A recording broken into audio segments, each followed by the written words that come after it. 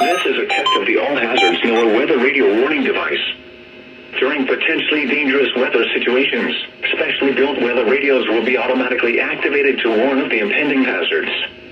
Tests of these radios and the warning alarm system will be conducted by the National Weather Service every Wednesday between 11 a.m. and noon. If there is a threat of severe weather, the test will be postponed to the next available good weather day. Reception of this broadcast and the warning alarm will vary at any given location.